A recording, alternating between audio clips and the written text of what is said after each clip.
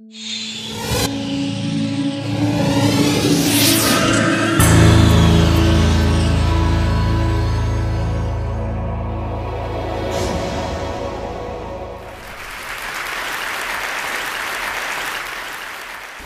do you explain when things don't go as we assume? Or better, how do you explain when others are able to achieve things that seem to defy all of the assumptions? For example, why is Apple so innovative? Year after year after year after year, they're more innovative than all their competition. And yet, they're just a computer company. They're just like everyone else. They have the same access to the same talent, the same agencies, the same consultants, the same media. Then why is it that they seem to have something different? Why is it that Martin Luther King led the civil rights movement? He wasn't the only man who suffered in a pre-civil rights America, and he certainly wasn't the only great orator of the day. Why him? And why is it that the Wright brothers were able to figure out controlled powered manned flight when there were certainly other teams who were better qualified, better funded, and they didn't achieve powered manned flight, and the Wright brothers beat them to it? There's something else at play here. About 3.5 years ago, I made a discovery, and this discovery profoundly changed my view on how I thought the world worked, and it even profoundly changed the way in which I operate in it. As it turns out, there's a pattern. As it turns out, all the great and inspiring leaders and organizations in the world, whether it's Apple or Martin Luther King or the Wright brothers, they all think, act, and communicate the exact same way, and it's the complete opposite to everyone else. All I did was codify it. And it's probably the world's simplest idea. I call it the golden circle.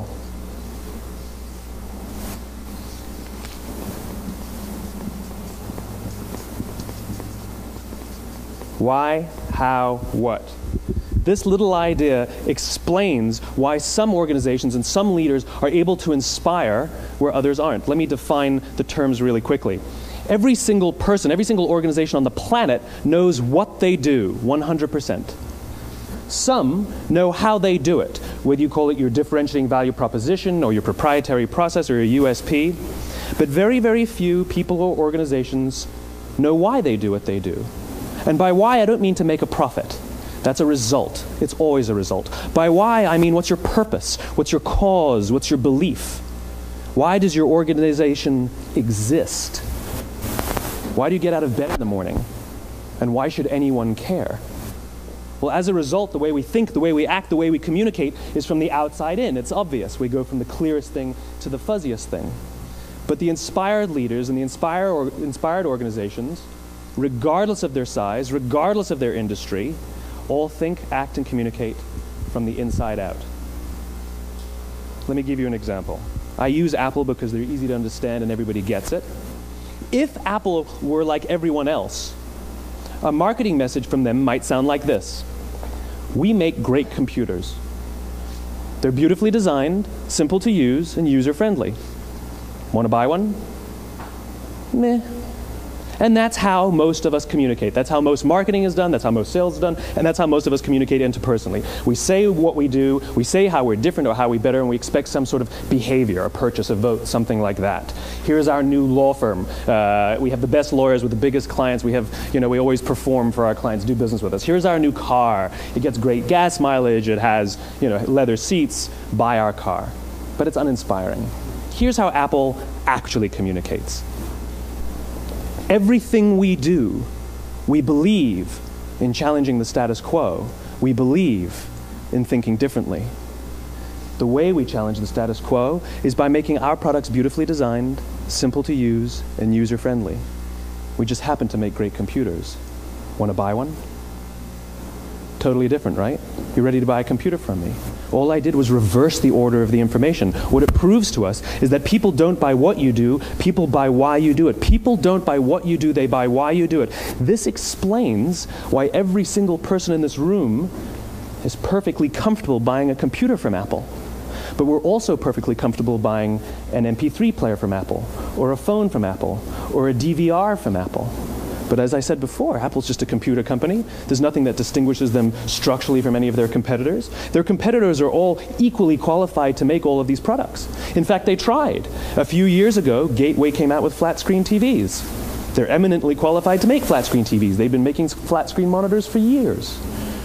Nobody bought one. And Dell came out with MP3 players and PDAs. And they make great quality products, and they can make perfectly well-designed products, and nobody bought one. In fact, talking about it now, we can't even imagine buying an MP3 player from Dell. Why would you buy an MP3 player from a computer company? But we do it every day. People don't buy what you do, they buy why you do it. The goal is not to do business with everybody who needs what you have. The goal is to do business with people who believe what you believe. Here's the best part. None of what I'm telling you is my opinion. It's all grounded in the tenets of biology, not psychology, biology. If you look at a cross-section of the human brain, looking from the top down, what you see is the human brain is actually broken into three major components that correlate perfectly with the golden circle. Our newest brain, our Homo sapien brain, our neocortex, corresponds with the what level. The neocortex is responsible for all of our rational and analytical thought and language. The middle two sections make up our limbic brains, and our limbic brains are responsible for all of our feelings, like trust and loyalty. It's also responsible for all human behavior, all decision-making, and it has no capacity for language. In other words, when we communicate from the outside in, yes, people can understand vast amounts of complicated information like features and benefits and facts and figures. It just doesn't drive behavior. When we communicate from the inside out, we're talking directly to the part of the brain that controls behavior, and then we allow people to rationalize it with the tangible things we say and do. This is where gut decisions come from. You know, sometimes you can give somebody all the facts and your figures, and they say, I know what all the facts and details say, but it just doesn't feel right. Why would we use that verb? It doesn't feel right. Because the part of the brain that controls decision-making doesn't control language. And the best we can muster up is, I don't know, it just doesn't feel right. Or sometimes you say you're leading with your heart or you're leading with your soul. Well, I hate to break it to you, those aren't other body parts controlling your behavior. It's all happening here in your limbic brain, the part of the brain that controls decision-making and not language. But if you don't know why you do what you do, and people respond to why you do what you do, then how will you ever get people to vote for you or buy something from you, or more importantly, be loyal and want to be a part of what it is that you do? Again, the goal is not just to sell people who need what you have. The goal is to sell to people who believe what you believe. The goal is not just to hire people who need a job. It's to hire people who believe what you believe. I always say that, you know, there's, if you hire people just because they can do a job, they'll work for your money. But if you hire people who believe what you believe, they work for you with blood and sweat and tears. And nowhere else is there a better example of this than with the Wright brothers. Most people don't know about Samuel Pierpont Langley. And back in the early 20th century, the pursuit of powered man flight was like the dot-com of the day. Everybody was trying it. And Samuel Pierpont Langley had what we assume to be the recipe for success. I mean, even now, you ask people, why did your product or why did your company fail? And people always give you the same permutation of the same three things. Undercapitalized, the wrong people, bad market conditions. It's always the same three things. So let's explore that. Samuel Pierpont Langley was given $50,000 by the War Department to figure out this flying machine. Money was no problem. He held a seat at Harvard and worked at the Smithsonian and was extremely well connected. He knew all the big minds of the day. He hired the best minds money could find, and the market conditions were fantastic. The New York Times followed him around everywhere, and everyone was rooting for Langley. And how come we've never heard of Samuel Pierpont Langley? A few hundred miles away in Dayton, Ohio, Orville and Wilbur Wright.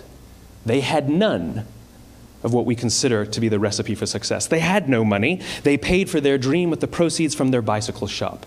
Not a single person on the Wright brothers' team had a college education, not even Orville or Wilbur. And the New York Times followed them around nowhere. The difference was Orville and Wilbur were driven by a cause, by a purpose, by a belief. They believed that if they could figure out this flying machine, it'll change the course of the world. Samuel Pierpont Langley was different. He wanted to be rich, and he wanted to be famous. He was in pursuit of the result. He was in pursuit of the riches. And lo and behold, look what happened. The people who believed in the Wright brothers' dream worked with them with blood and sweat and tears. The others just worked for the paycheck. And they tell stories of how every time the Wright brothers went out, they would have to take 5 sets of parts because that's how many times they would crash before they came in for supper. And eventually, on December 17th, 1903, the Wright brothers took flight. And no one was there to even experience it. We found out about it a few days later. And further proof that Langley was motivated by the wrong thing, the day the Wright brothers took flight, he quit. He could have said, "That's an amazing discovery, guys. Now we'll improve upon your technology." But he didn't. He wasn't first. He didn't get rich. He didn't get famous. So he quit. People don't buy what you do, they buy why you do it. And if you talk about what you believe, you will attract those who believe what you believe. Well, why is it important to attract those who believe what you believe? Something called the law of diffusion of innovation. And if you don't know the law, you definitely know the terminology.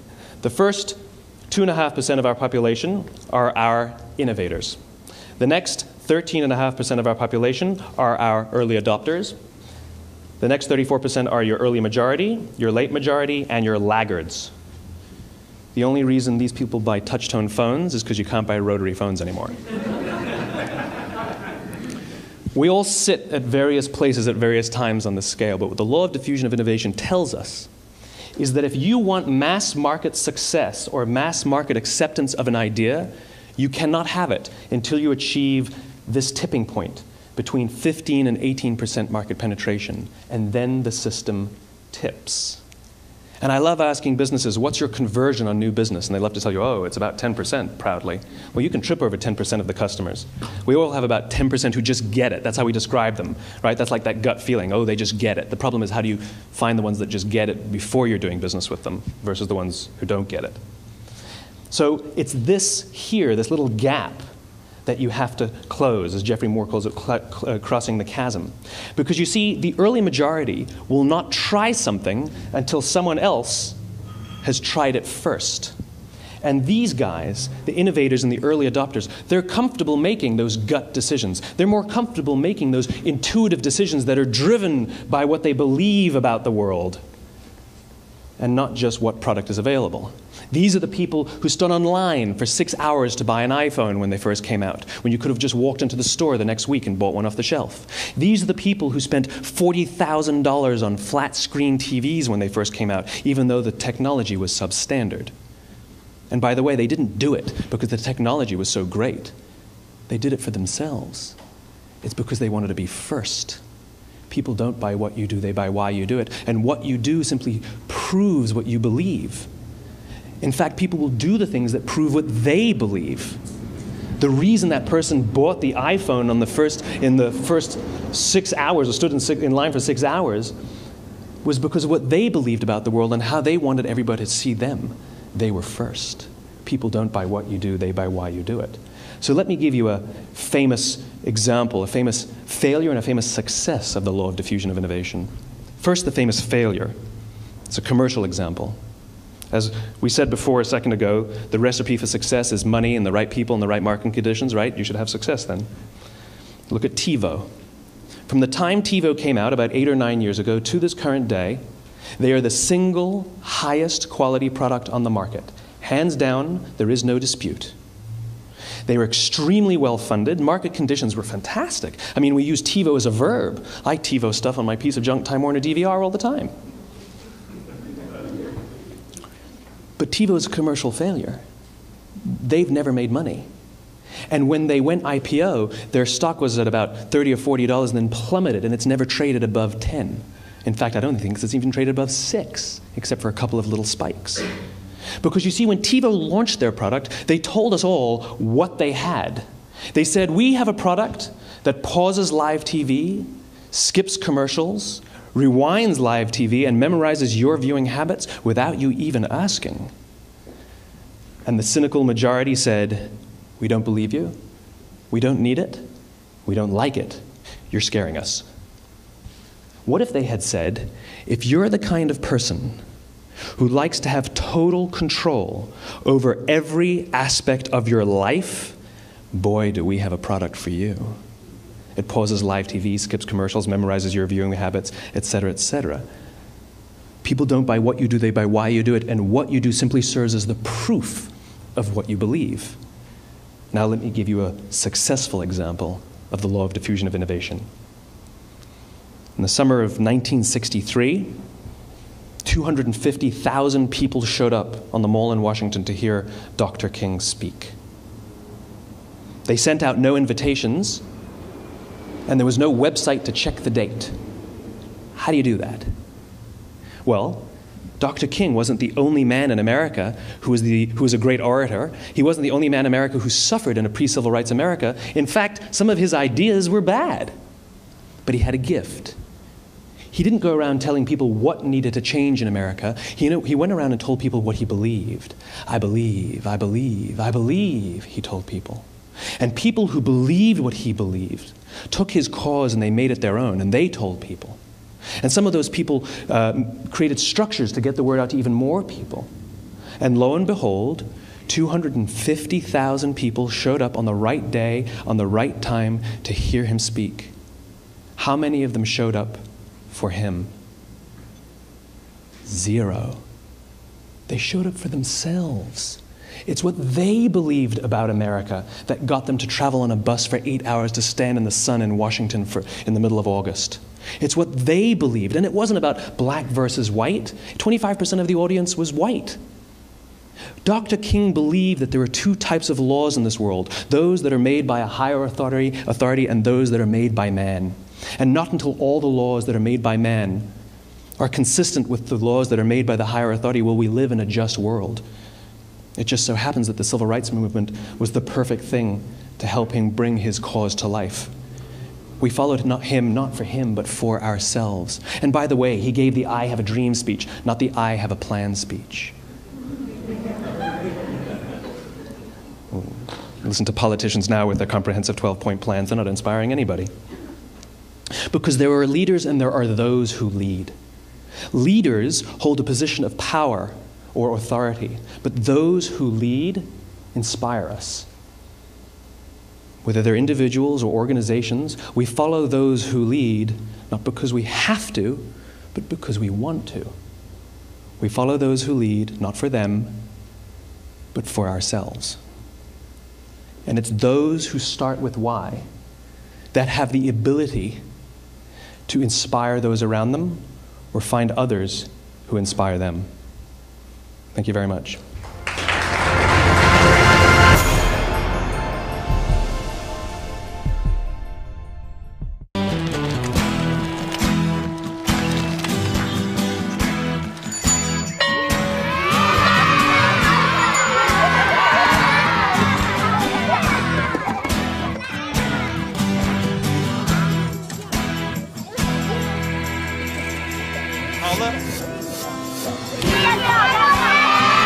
Sharing.